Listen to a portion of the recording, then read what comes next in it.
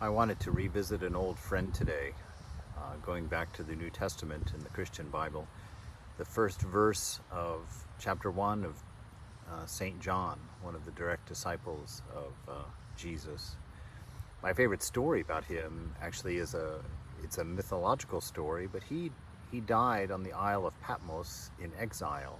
And I believe he was the only one of the direct disciples of Jesus to die a natural death. I'm not totally sure on that, but that's in my mind. And he died in exile. The myth or the old story is that when he used to get up on Sundays, because of the tradition of the disciples meeting together in a sangha on Sundays, they would always walk him up to the front as an old man to deliver some words of encouragement as being the last of the disciples. And he would always turn and say, "Brothers and sisters, love one another."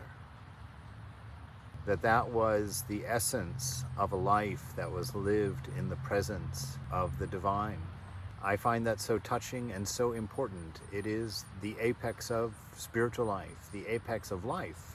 Why call it spiritual life? This nonsense of there being any other type of life. There's a life of forgetfulness and distraction, or there's spiritual life.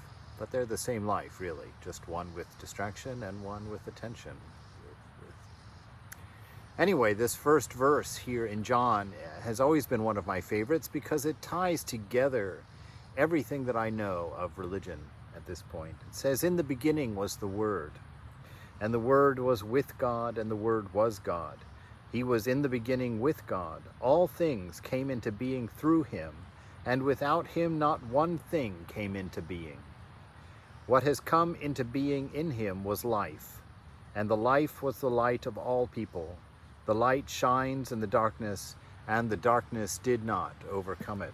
This idea of the Word, what is the Word? Word is vibration with expression. So it's the expression of the divine that not only crystallized in its purest form in the avatar, in Jesus in this case, or as Buddha, as Krishna, as Rama, any of these divine lights that have come into the world.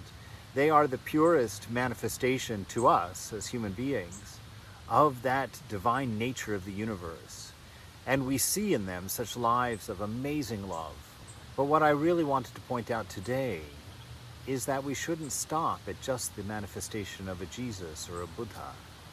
It says that in the beginning was the Word, and the Word was God, and the Word was with God. So that gives that dichotomy, that's the Gyanis and the Bhaktas being pointed out right there. The Gyanas like that idea of the Word as God, and the devotees like that idea of the Word with God. And the two are one and the same.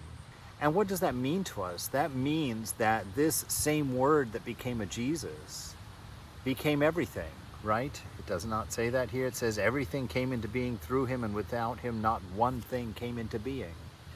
So this same Word that in its purest form is a Christ or a Buddha, in its other divergent forms, it is everything around us. It is everything that the mind can conceive, picture, or think. The implications that they are expressions of the same light, that they are expressions of the same ideal, that it's not just love that exists in Jesus, but it's that same love that manifests as everything around us, everywhere, all the time. And to become aware of that, to know that, is to be free. To know that is to be able to rest in a stillness and a peace that they say passes all understanding. Everything that you can possibly open to in this present moment is an expression of the Christ, is an expression of the Avatar, is an expression of the Beloved, in whatever form you've come to know that.